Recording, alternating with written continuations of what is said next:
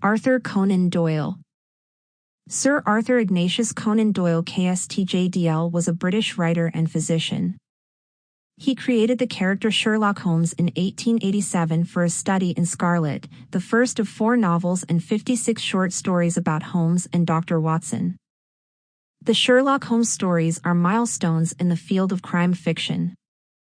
Doyle was a prolific writer. Other than Holmes stories, his works include fantasy and science fiction stories about Professor Challenger and humorous stories about the Napoleonic soldier Brigadier Gerard, as well as plays, romances, poetry, non-fiction, and historical novels. One of Doyle's early short stories, J. Habakkuk Jeffson's Statement, helped to popularize the mystery of the Mary Celeste.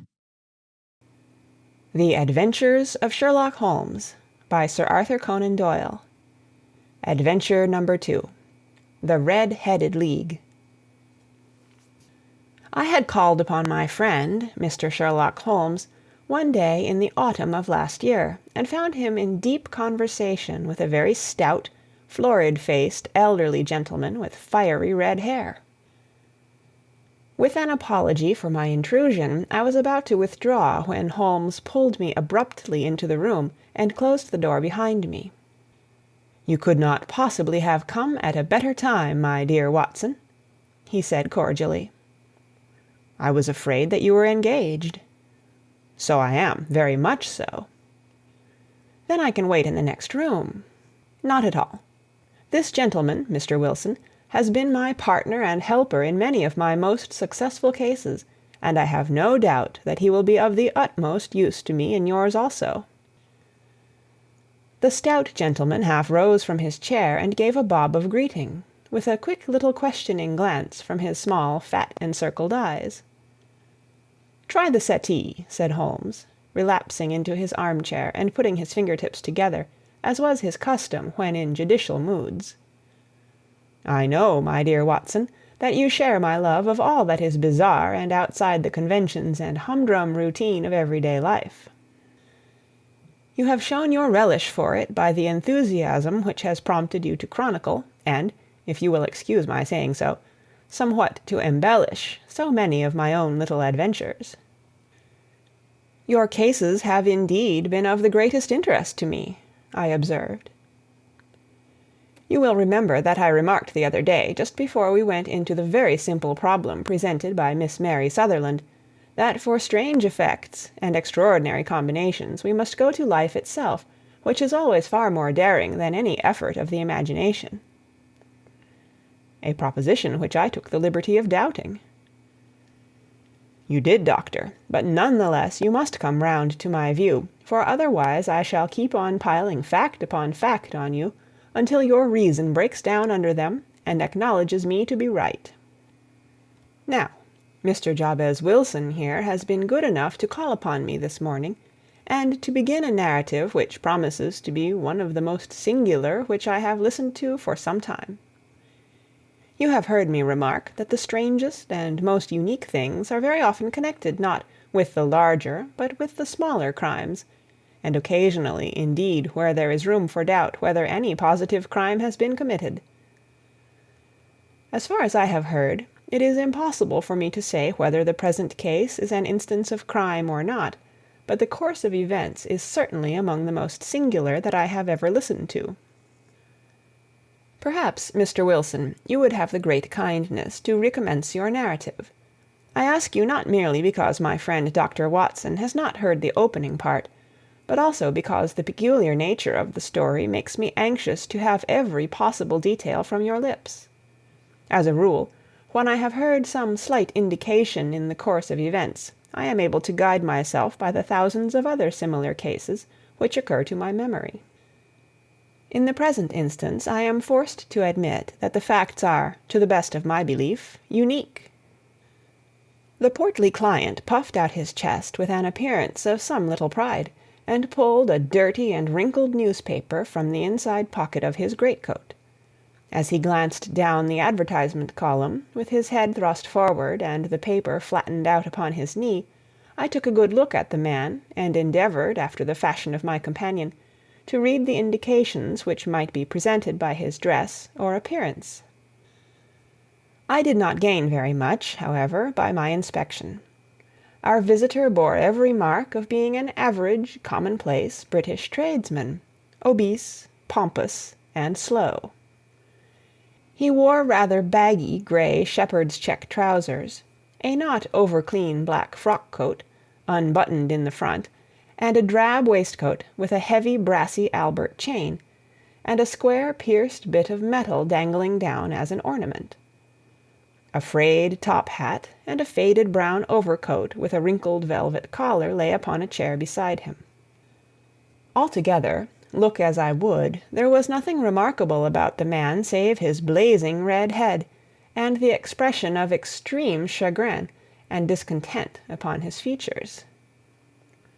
Sherlock Holmes's quick eye took in my occupation, and he shook his head with a smile as he noticed my questioning glances. Beyond the obvious facts that he has at some time done manual labor, that he takes snuff, that he is a Freemason, that he has been in China, and that he has done a considerable amount of writing lately, I can deduce nothing else. Mr. Jabez Wilson started up in his chair, with his forefinger upon the paper, but his eyes upon my companion. "How, in the name of good fortune, did you know all that, Mr. Holmes?" he asked. "How did you know, for example, that I did manual labor? It's as true as gospel, for I began as a ship's carpenter." "Your hands, my dear sir. Your right hand is quite a size larger than your left. You have worked with it, and the muscles are more developed." "Well, the snuff, then, and the Freemasonry." "I won't insult your intelligence by telling you how I read that, especially as, rather against the strict rules of your order, you use an arc and compass breastpin."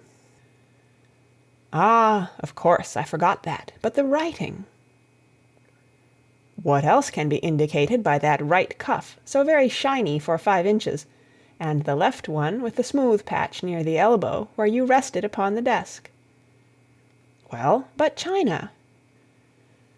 "The fish that you have tattooed immediately above your right wrist could only have been done in China. I have made a small study of tattoo marks, and have even contributed to the literature of the subject. That trick of staining the fish's scales of a delicate pink is quite peculiar to China. When, in addition, I see a Chinese coin hanging from your watch-chain, the matter becomes even more simple." Mr. Jabez Wilson laughed heavily. "Well, I never," said he. "I thought at first that you had done something clever, but I see that there was nothing in it after all." "I begin to think, Watson," said Holmes, "that I make a mistake in explaining. Omne ignotum pro magnifico, you know, and my poor little reputation, such as it is, will suffer shipwreck if I am so candid. Can you not find the advertisement, Mr. Wilson?"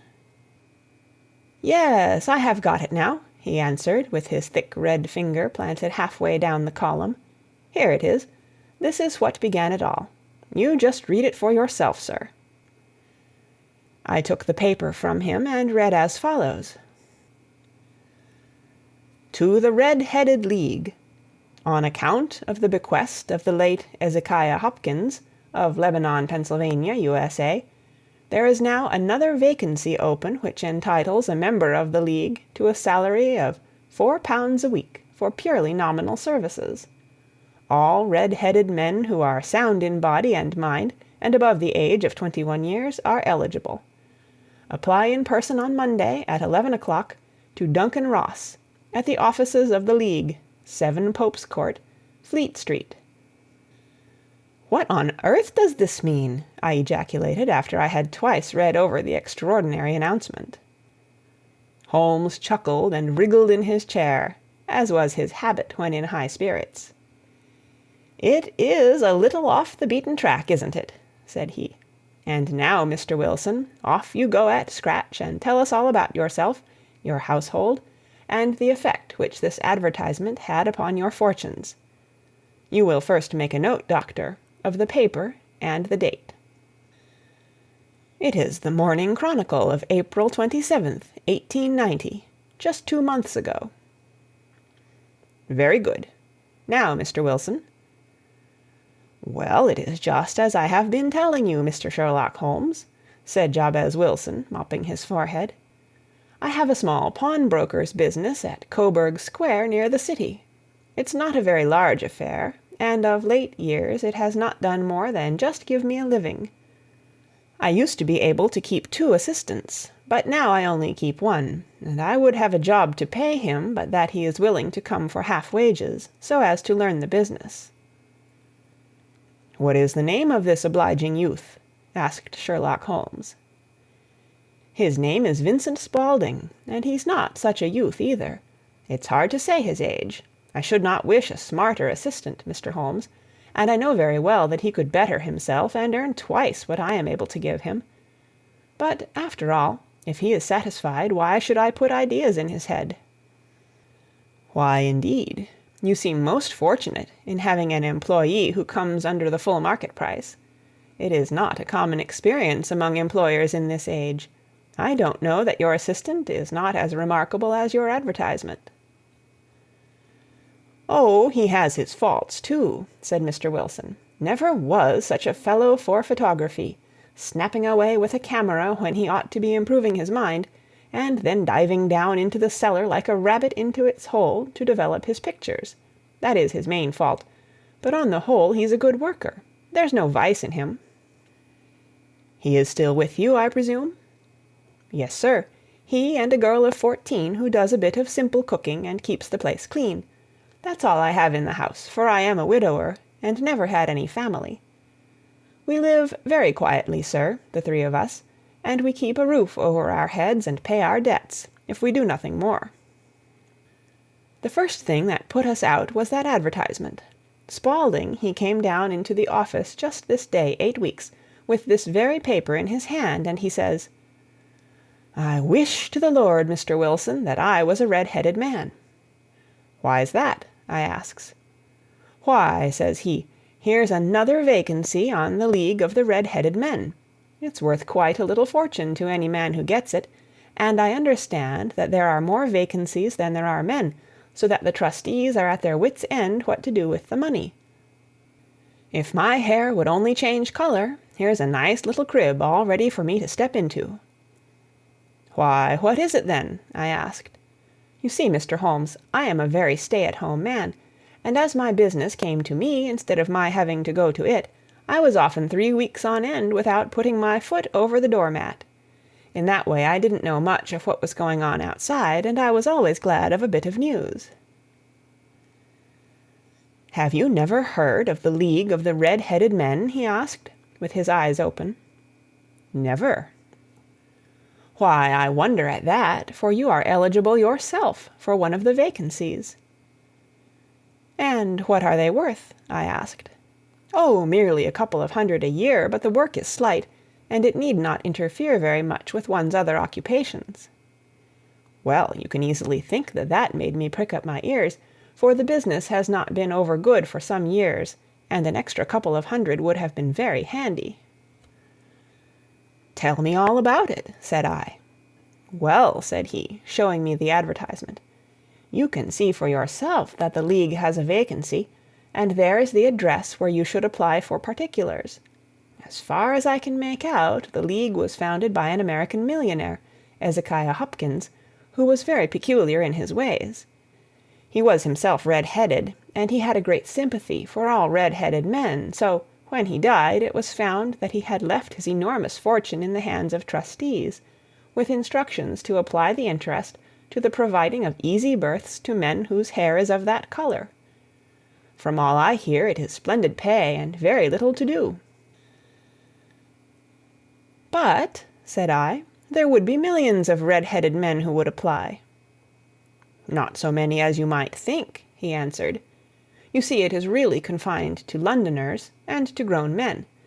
This American had started from London when he was young, and he wanted to do the old town a good turn.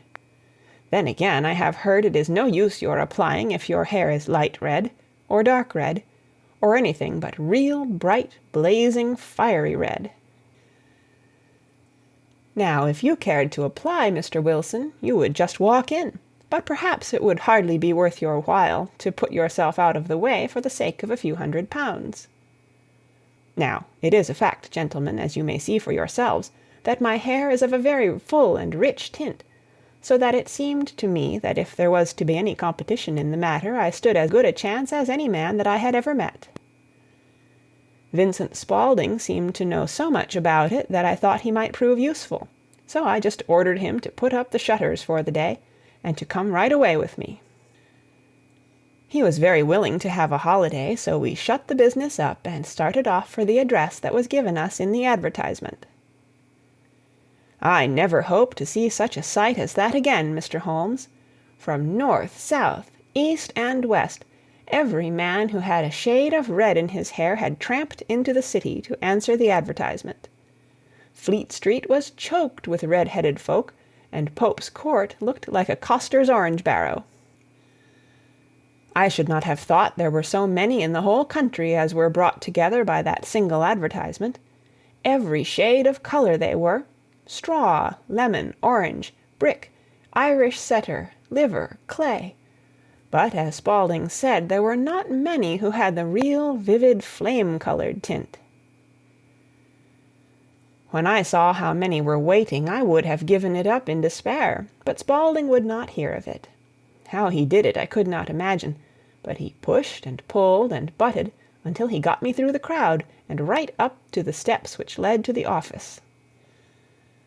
There was a double stream upon the stair, some going up in hope and some coming back dejected, but we wedged in as well as we could, and soon found ourselves in the office. "Your experience has been a most entertaining one," remarked Holmes, as his client paused and refreshed his memory with a huge pinch of snuff. "Pray continue your very interesting statement." There was nothing in the office but a couple of wooden chairs and a deal table, behind which sat a small man with a head that was even redder than mine. He said a few words to each candidate as he came up, and then he always managed to find some fault in them which would disqualify them. Getting a vacancy did not seem to be such a very easy matter after all. However, when our turn came, the little man was much more favourable to me than to any of the others, and he closed the door as we entered, so that he might have a private word with us. "This is Mr. Jabez Wilson," said my assistant, "and he is willing to fill a vacancy in the League." "And he is admirably suited for it," the other answered. "He has every requirement. I cannot recall when I have seen anything so fine." He took a step backward, cocked his head on one side, and gazed at my hair until I felt quite bashful. Then suddenly he plunged forward, wrung my hand, and congratulated me warmly on my success. "It would be injustice to hesitate," said he. "You will, however, I am sure, excuse me for taking an obvious precaution."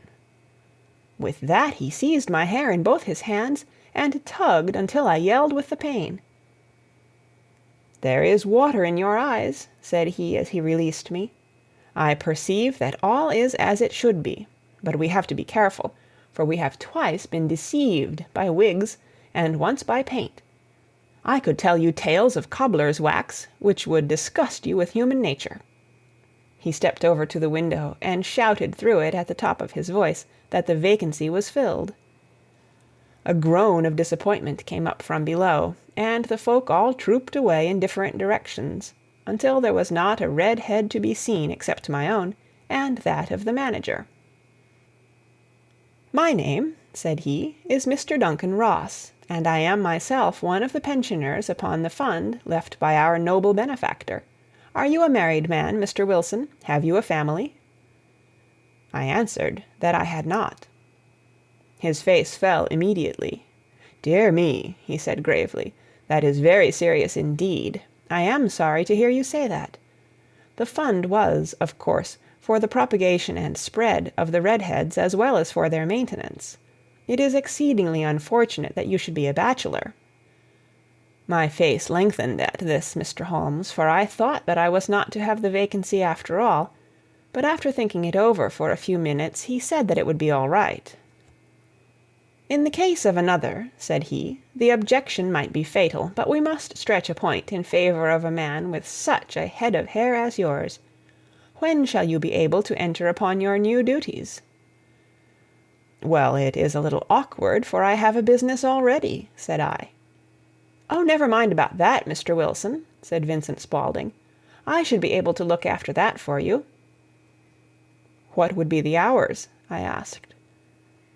10 to 2.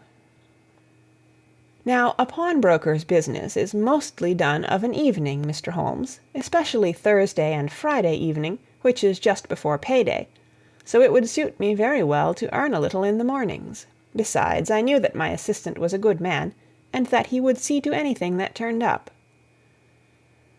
"That would suit me very well," said I. "And the pay?" "Is £4 a week." "And the work?" "Is purely nominal." "What do you call purely nominal?" "Well, you have to be in the office, or at least in the building, the whole time. If you leave, you forfeit your whole position forever. The will is very clear upon that point. You don't comply with the conditions if you budge from the office during that time." "It's only 4 hours a day, and I should not think of leaving," said I. "No excuse will avail," said Mr. Duncan Ross. "Neither sickness, nor business, nor anything else. There you must stay, or you lose your billet." "And the work?" "Is to copy out the Encyclopaedia Britannica. There is the first volume of it in that press. You must find your own ink, pens, and blotting paper, but we provide this table and chair. Will you be ready tomorrow?" "Certainly," I answered. "Then good-bye, Mr. Jabez Wilson, and let me congratulate you once more on the important position which you have been fortunate enough to gain." He bowed me out of the room, and I went home with my assistant, hardly knowing what to say or do, I was so pleased at my own good fortune. Well, I thought over the matter all day, and by evening I was in low spirits again, for I had quite persuaded myself that the whole affair must be some great hoax or fraud, though what its object might be I could not imagine. It seemed altogether past belief that anyone could make such a will, or that they would pay such a sum for doing anything so simple as copying out the Encyclopaedia Britannica. Vincent Spaulding did what he could to cheer me up, but by bedtime I had reasoned myself out of the whole thing. However, in the morning I determined to have a look at it anyhow, so I bought a penny bottle of ink, and with a quill pen and 7 sheets of foolscap paper I started off for Pope's Court. Well, to my surprise and delight, everything was as right as possible. The table was set out ready for me, and Mr. Duncan Ross was there to see that I got fairly to work. He started me off upon the letter A, and then he left me, but he would drop in from time to time to see that all was right with me. At 2 o'clock he bade me good day, complimented me upon the amount that I had written, and locked the door of the office after me. This went on day after day, Mr. Holmes, and on Saturday the manager came in and planked down 4 golden sovereigns for my week's work. It was the same next week, and the same the week after. Every morning I was there at 10, and every afternoon I left at 2. By degrees Mr. Duncan Ross took to coming in only once of a morning, and then after a time he did not come in at all. Still, of course, I never dared to leave the room for an instant, for I was not sure when he might come, and the billet was such a good one and suited me so well that I would not risk the loss of it. 8 weeks passed away like this, and I had written about abbots, and archery, and armour, and architecture, and Attica, and hoped with diligence that I might get on to the bees before very long. It cost me something in foolscap, and I had pretty nearly filled a shelf with my writings. And then suddenly the whole business came to an end. To an end? Yes, sir, and no later than this morning. I went to my work as usual at 10 o'clock, but the door was shut and locked, with a little square of cardboard hammered on to the middle of the panel with a tack. Here it is, and you can read for yourself. He held up a piece of white cardboard about the size of a sheet of notepaper, It read in this fashion: "The Red-Headed League is dissolved. October 9, 1890." Sherlock Holmes and I surveyed this curt announcement, and the rueful face behind it, until the comical side of the affair so completely overtopped every other consideration that we both burst out into a roar of laughter. "I cannot see that there is anything very funny," cried our client, flushing up to the roots of his flaming head. "If you can do nothing better than laugh at me, I can go elsewhere." "No, no," cried Holmes, shoving him back into the chair from which he had half risen. "I really wouldn't miss your case for the world.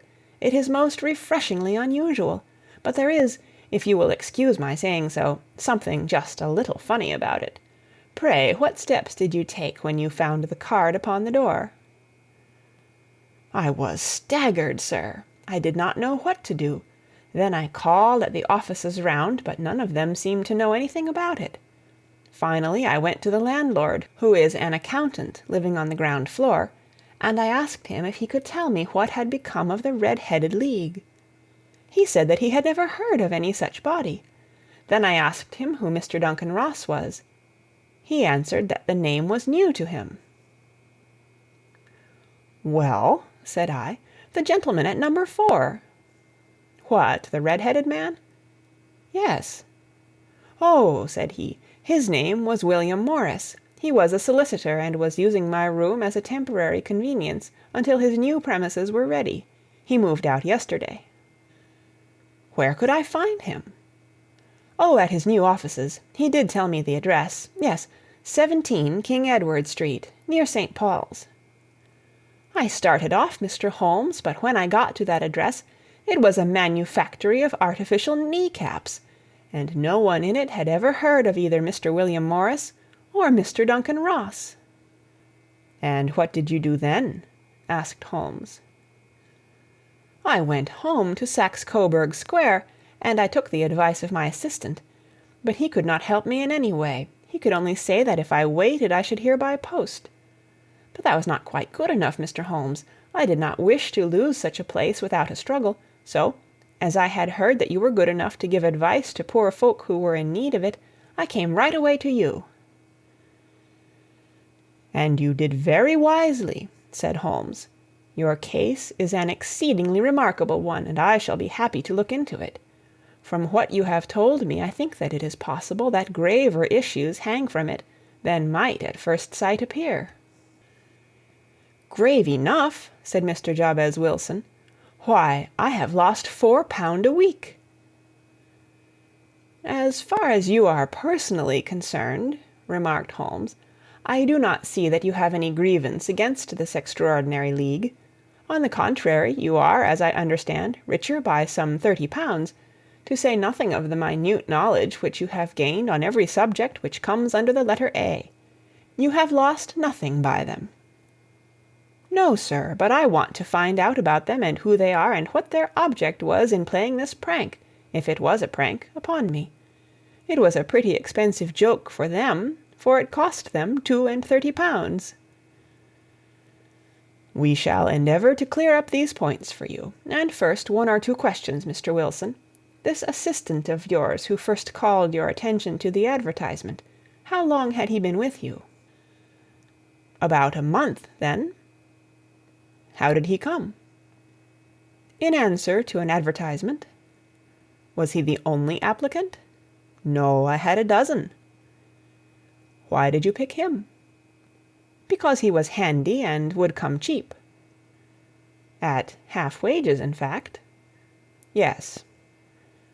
"What is he like, this Vincent Spaulding?" "Small, stout-built, very quick in his ways, no hair on his face, though he's not short of 30, has a white splash of acid upon his forehead." Holmes sat up in his chair in considerable excitement. "I thought as much," said he. "Have you ever observed that his ears are pierced for earrings?" "Yes, sir. He told me that a gypsy had done it for him when he was a lad." "Hum," said Holmes, sinking back in deep thought. "He is still with you?" "Oh, yes, sir, I have only just left him." "And has your business been attended to in your absence?" "Nothing to complain of, sir. There's never very much to do of a morning." "That will do, Mr. Wilson. I shall be happy to give you an opinion upon the subject in the course of a day or two. To-day is Saturday, and I hope that by Monday we may come to a conclusion." "Well, Watson," said Holmes, when our visitor had left us, "what do you make of it all?" "I make nothing of it," I answered frankly. "It is a most mysterious business." "As a rule," said Holmes, "the more bizarre a thing is, the less mysterious it proves to be. It is your commonplace, featureless crimes which are really puzzling, just as a commonplace face is the most difficult to identify. But I must be prompt over this matter." "What are you going to do, then?" I asked. "To smoke," he answered. "It is quite a three-pipe problem, and I beg that you won't speak to me for 50 minutes." He curled himself up in his chair, with his thin knees drawn up to his hawk-like nose, and there he sat with his eyes closed, and his black clay pipe thrusting out like the bill of some strange bird. I had come to the conclusion that he had dropped asleep, and indeed was nodding myself, when he suddenly sprang out of his chair with the gesture of a man who has made up his mind, and put his pipe down upon the mantelpiece. "Sarasate plays at the St. James Hall this afternoon," he remarked. "What do you think, Watson? Could your patients spare you for a few hours?" "I have nothing to do to-day. My practice is never very absorbing." "Then put on your hat and come. I am going through the city first, and we can have some lunch on the way. I observe that there is a good deal of German music on the programme, which is rather more to my taste than Italian or French. It is introspective, and I want to introspect. Come along." We travelled by the Underground as far as Aldersgate, and a short walk took us to Saxe-Coburg Square, the scene of the singular story which we had listened to in the morning. It was a poky, little, shabby-genteel place, where 4 lines of dingy 2-storied brick houses looked out into a small, railed-in enclosure, where a lawn of weedy grass and a few clumps of faded laurel bushes made a hard fight against a smoke-laden and uncongenial atmosphere. 3 gilt balls and a brown board with "Jabez Wilson" in white letters upon a corner house announced the place where our red-headed client carried on his business. Sherlock Holmes stepped in front of it with his head on one side, and looked it all over, with his eyes shining brightly between puckered lids. Then he walked slowly up the street, and then down again to the corner, still looking keenly at the houses. Finally he returned to the pawnbroker's, and, having thumped vigorously upon the pavement with his stick 2 or 3 times, he went up to the door and knocked. It was instantly opened by a bright-looking, clean-shaven young fellow, who asked him to step in. "Thank you," said Holmes. "I only wished to ask you how you would go from here to the Strand."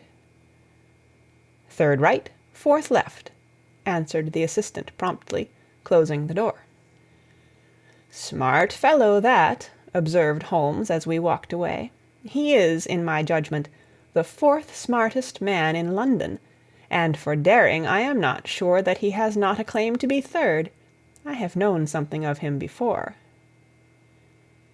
"Evidently," said I, "Mr. Wilson's assistant counts for a good deal in this mystery of the Red-Headed League.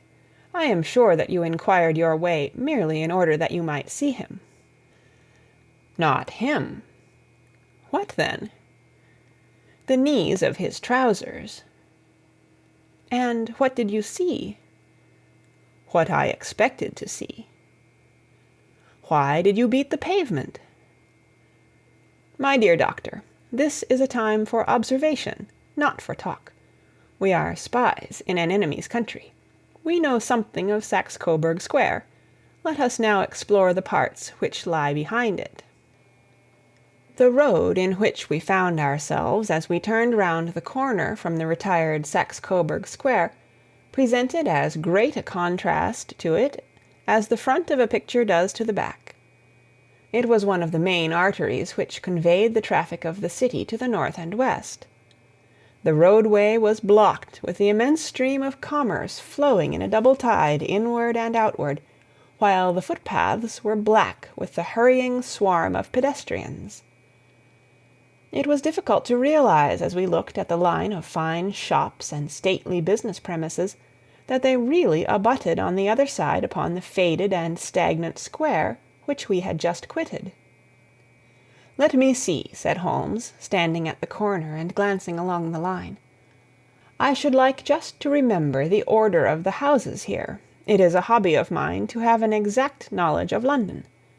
There is Mortimer's, the tobacconist, the little newspaper shop, the Coburg branch of the City and Suburban Bank, the Vegetarian Restaurant, and McFarland's carriage building depot.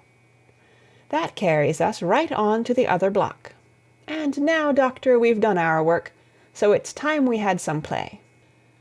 A sandwich and a cup of coffee, and then off to violin land, where all is sweetness and delicacy and harmony, and there are no red-headed clients to vex us with their conundrums." My friend was an enthusiastic musician, being himself not only a very capable performer, but a composer of no ordinary merit. All the afternoon he sat in the stalls, wrapped in the most perfect happiness, gently waving his long, thin fingers in time to the music, while his gently smiling face and his languid, dreamy eyes were as unlike those of Holmes the sleuth-hound, Holmes the relentless, keen-witted, ready-handed criminal agent, as it was possible to conceive. In his singular character the dual nature alternately asserted itself, and his extreme exactness and astuteness represented, as I have often thought, the reaction against the poetic and contemplative mood which occasionally predominated in him. The swing of his nature took him from extreme languor to devouring energy, and, as I knew well, he was never so truly formidable as when, for days on end, he had been lounging in his armchair amid his improvisations and his black-letter editions. Then it was that the lust of the chase would suddenly come upon him, and that his brilliant reasoning power would rise to the level of intuition, until those who were unacquainted with his methods would look askance at him as on a man whose knowledge was not that of other mortals. When I saw him that afternoon so enwrapped in the music at St. James's Hall, I felt that an evil time might be coming upon those whom he had set himself to hunt down. "You want to go home, no doubt, Doctor," he remarked as we emerged. "Yes, it would be as well." "And I have some business to do which will take some hours. This business at Coburg Square is serious." "Why serious?" "A considerable crime is in contemplation. I have every reason to believe that we shall be in time to stop it. But today being Saturday rather complicates matters. I shall want your help tonight." "At what time?" 10 will be early enough." "I shall be at Baker Street at 10." "Very well. And I say, Doctor, there may be some little danger, so kindly put your army revolver in your pocket." He waved his hand, turned on his heel, and disappeared in an instant among the crowd. I trust that I am not more dense than my neighbors, but I was always oppressed with a sense of my own stupidity in my dealings with Sherlock Holmes. Here I had heard what he had heard, I had seen what he had seen, and yet from his words it was evident that he saw clearly not only what had happened, but what was about to happen, while to me the whole business was still confused and grotesque. As I drove home to my house in Kensington, I thought over it all, from the extraordinary story of the red-headed copier of the Encyclopedia, down to the visit at Saxe-Coburg Square, and the ominous words with which he had parted from me. What was this nocturnal expedition, and why should I go armed? Where were we going, and what were we to do? I had the hint from Holmes that this smooth-faced pawnbroker's assistant was a formidable man, a man who might play a deep game. I tried to puzzle it out, but gave up in despair, and set the matter aside until night should bring an explanation. It was 9:15 when I started from home and made my way across the park, and so through Oxford Street to Baker Street. 2 hansoms were standing at the door, and as I entered the passage I heard the sound of voices from above. On entering his room, I found Holmes in animated conversation with 2 men, one of whom I recognized as Peter Jones, the official police agent, while the other was a long, thin, sad-faced man, with a very shiny hat, and an oppressively respectable frock-coat. "Ha! Our party is complete," said Holmes, buttoning up his pea-jacket, and taking his heavy hunting crop from the rack. "Watson, I think you know Mr. Jones of Scotland Yard. Let me introduce you to Mr. Merryweather, who is to be our companion in to-night's adventure." "We're hunting in couples again, Doctor, you see," said Jones in his consequential way. "Our friend here is a wonderful man for starting a chase. All he wants is an old dog to help him do the running down." "I hope a wild goose may not prove to be the end of our chase," observed Mr. Merryweather gloomily. "You may place considerable confidence in Mr. Holmes, sir," said the police agent loftily. "He has his own little methods, which are, if he won't mind my saying so, just a little too theoretical and fantastic, but he has the makings of a detective in him. It is not too much to say that once or twice, as in that business of the Sholto murder and the Agra treasure, he has been more nearly correct than the official force." "Oh, if you say so, Mr. Jones, it is all right," said the stranger with deference. "Still, I confess that I miss my rubber. It is the first Saturday night for 27 years that I have not had my rubber." "I think you will find," said Sherlock Holmes, "that you will play for a higher stake to-night than you have ever done yet, and that the play will be more exciting. For you, Mr. Merryweather, the stake will be some £30,000, and for you, Jones, it will be the man upon whom you wish to lay your hands. John Clay, the murderer, thief, smasher, and forger. He's a young man, Mr. Merryweather, but he is at the head of his profession, and I would rather have my bracelets on him than on any criminal in London. He's a remarkable man, is young John Clay. His grandfather was a royal duke, and he himself has been to Eton and Oxford. His brain is as cunning as his fingers, and though we meet signs of him at every turn, we never know where to find the man himself. He'll crack a crib in Scotland one week, and be raising money to build an orphanage in Cornwall the next. I've been on his track for years, and have never set eyes on him yet. I hope that I may have the pleasure of introducing you to-night. I've had 1 or 2 little turns also with Mr. John Clay, and I agree with you that he is at the head of his profession. It is past 10, however, and quite time that we started. If you 2 will take the first hansom, Watson and I will follow in the second." Sherlock Holmes was not very communicative during the long drive, and lay back in the cab humming the tunes which he had heard in the afternoon. We rattled through an endless labyrinth of gas-lit streets until we emerged into Farrington Street. "We are close there now," my friend remarked. "This fellow Merryweather is a bank director, and personally interested in the matter. I thought it as well to have Jones with us also. He is not a bad fellow, though an absolute imbecile in his profession.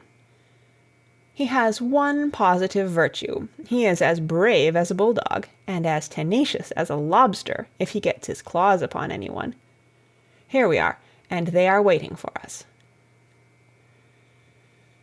We had reached the same crowded thoroughfare in which we had found ourselves in the morning.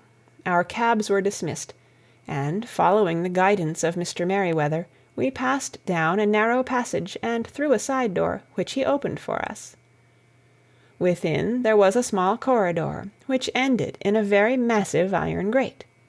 This also was opened, and led down a flight of winding stone steps, which terminated at another formidable gate. Mr. Merryweather stopped to light a lantern, and then conducted us down a dark, earth-smelling passage, and so, after opening a third door, into a huge vault or cellar, which was piled all round with crates and massive boxes. "You are not very vulnerable from above," Holmes remarked as he held up the lantern and gazed about him. "Nor from below," said Mr. Merryweather, striking his stick upon the flags which lined the floor. "Why, dear me, it sounds quite hollow," he remarked, looking up in surprise.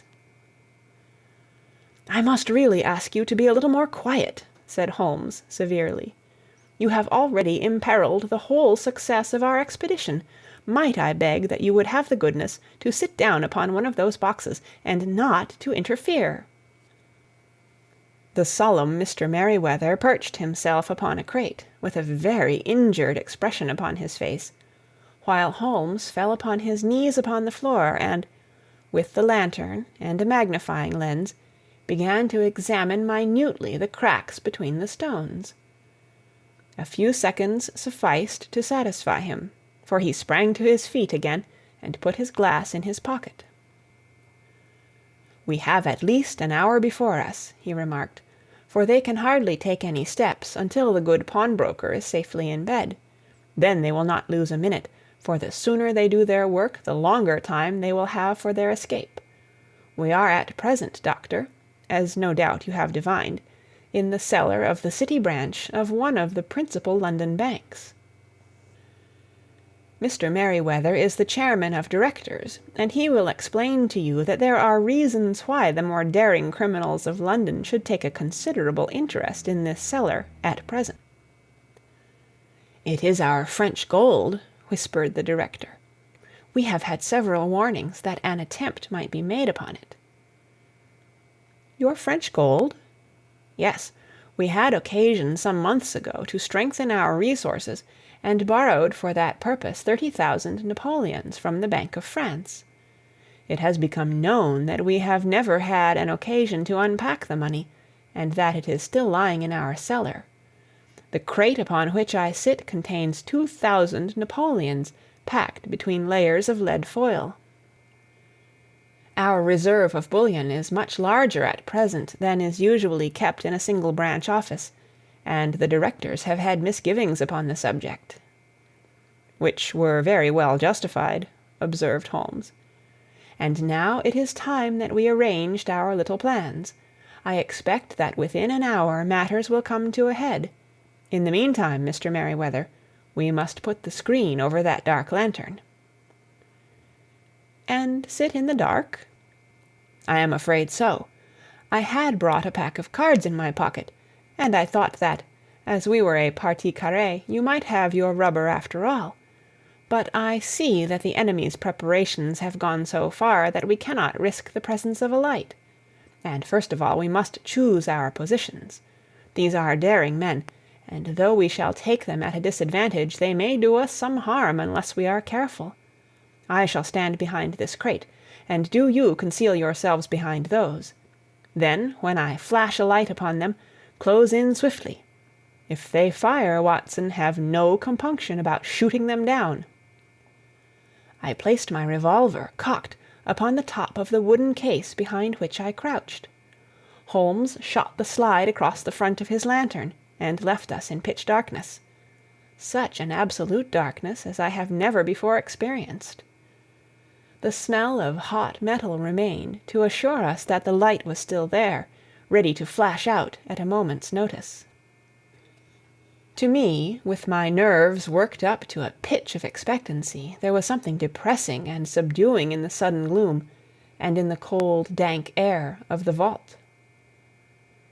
"They have but one retreat," whispered Holmes. "That is back through the house into Saxe-Coburg Square. I hope that you have done what I asked you, Jones." "I have an inspector and 2 officers waiting at the front door." "Then we have stopped all the holes. And now we must be silent and wait." What a time it seemed! From comparing notes afterwards, it was but an hour and a quarter, yet it appeared to me that the night must have almost gone, and the dawn be breaking above us. My limbs were weary and stiff, for I feared to change my position, yet my nerves were worked up to the highest pitch of tension, and my hearing was so acute that I could not only hear the gentle breathing of my companions, but I could distinguish the deeper, heavier in-breath of the bulky Jones from the thin, sighing note of the bank director. From my position I could look over the case in the direction of the floor. Suddenly my eyes caught the glint of a light. At first it was but a lurid spark upon the stone pavement. Then it lengthened out until it became a yellow line, and then, without any warning or sound, a gash seemed to open, and a hand appeared, a white, almost womanly hand, which felt about in the center of the little area of light. For a minute or more the hand, with its writhing fingers, protruded out of the floor. Then it was withdrawn as suddenly as it appeared, and all was dark again save the single lurid spark, which marked a chink between the stones. Its disappearance, however, was but momentary. With a rending, tearing sound, one of the broad, white stones turned over upon its side, and left a square, gaping hole, through which streamed the light of a lantern. Over the edge there peeped a clean-cut, boyish face, which looked keenly about it, and then, with a hand on either side of the aperture, drew itself shoulder-high and waist-high, until one knee rested upon the edge. In another instant he stood at the side of the hole and was hauling after him a companion, lithe and small like himself, with a pale face and a shock of very red hair. "It's all clear," he whispered. "Have you the chisel and the bags?" "Great Scott! Jump, Archie, jump, and I'll swing for it." Sherlock Holmes had sprung out and seized the intruder by the collar. The other dived down the hole, and I heard the sound of rending cloth as Jones clutched at his skirts. The light flashed upon the barrel of a revolver, but Holmes's hunting crop came down on the man's wrist, and the pistol clinked upon the stone floor. "It's no use, John Clay," said Holmes blandly. "You have no chance at all." "So I see," the other answered, with the utmost coolness. "I fancy that my pal is all right, though I see you have got his coat-tails." "There are 3 men waiting for him at the door," said Holmes. "Oh, indeed! You seem to have done the thing very completely. I must compliment you." "And I you," Holmes answered. "Your red-headed idea was very new and effective." "You'll see your pal again presently," said Jones. "He's quicker at climbing down holes than I am. Just hold out while I fix the derbies." "I beg that you will not touch me with your filthy hands," remarked our prisoner as the handcuffs clattered upon his wrists. "You may not be aware that I have royal blood in my veins. Have the goodness also, when you address me, always to say 'sir' and 'please.'" "All right," said Jones, with a stare and a snigger. "Well, would you please, sir, march upstairs, where we can get a cab to carry your highness to the police station?" "That is better," said John Clay serenely. He made a sweeping bow to the 3 of us, and walked quietly off in the custody of the detective. "Really, Mr. Holmes," said Mr. Merryweather, as we followed them from the cellar, "I do not know how the bank can thank you or repay you. There is no doubt that you have detected and defeated, in the most complete manner, one of the most determined attempts at bank robbery that have ever come within my experience." "I have had 1 or 2 little scores of my own to settle with Mr. John Clay," said Holmes. "I have been at some small expense over this matter, which I shall expect the bank to refund, but beyond that I am amply repaid by having had an experience which is in many ways unique, and by hearing the very remarkable narrative of the Red-Headed League. You see, Watson," he explained in the early hours of the morning as we sat over a glass of whiskey and soda in Baker Street, It was perfectly obvious from the first that the only possible object of this rather fantastic business for the advertisement of the League, and the copying of the encyclopedia, must be to get this not over-bright pawnbroker out of the way for a number of hours every day. It was a curious way of managing it, but really it would be difficult to suggest a better. The method was no doubt suggested to Clay's ingenious mind by the colour of his accomplice's hair. The £4 a week was a lure which must draw him, and what was it to them who were playing for thousands? They put in the advertisement, one rogue has the temporary office, the other rogue incites the man to apply for it, and together they manage to secure his absence every morning in the week. From the time that I heard of the assistant having come for half wages, it was obvious to me that he had some strong motive for securing the situation. But how could you guess what the motive was? Had there been a woman in the house, I should have suspected a mere vulgar intrigue. That, however, was out of the question. The man's business was a small one, and there was nothing in his house which could account for such elaborate preparations and such an expenditure as they were at. It must, then, be something out of the house. What could it be? I thought of the assistant's fondness for photography, and his trick of vanishing into the cellar. The cellar! There was the end of this tangled clue. Then I made inquiries as to this mysterious assistant, and found that I had to deal with one of the coolest and most daring criminals in London. He was doing something in the cellar, something which took many hours a day for months on end. What could it be, once more? I could think of nothing save that he was running a tunnel to some other building. So far I had got when we went to visit the scene of action. I surprised you by beating upon the pavement with my stick. I was ascertaining whether the cellar stretched out in front or behind. It was not in front. Then I rang the bell, and as I hoped, the assistant answered it. We have had some skirmishes, but we had never set eyes upon each other before. I hardly looked at his face. His knees were what I wished to see.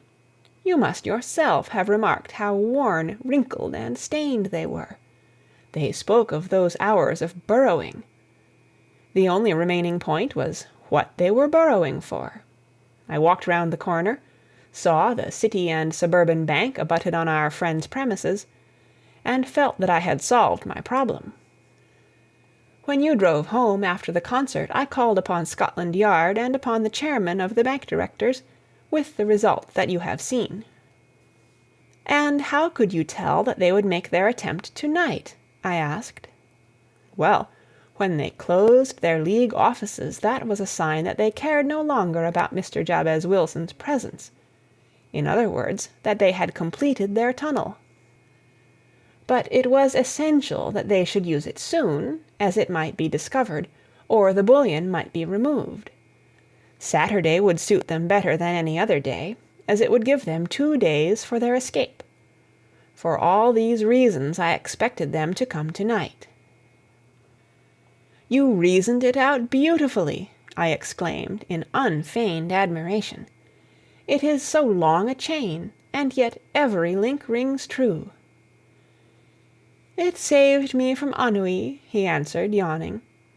Alas, I already feel it closing in upon me. My life is spent in one long effort to escape from the commonplaces of existence. These little problems help me to do so. And you are a benefactor of the race, said I. He shrugged his shoulders. Well, perhaps after all it is of some little use, he remarked. L'homme, c'est rien, l'œuvre c'est tout, as Gustave Flaubert wrote to George Sand. End of adventure number 2.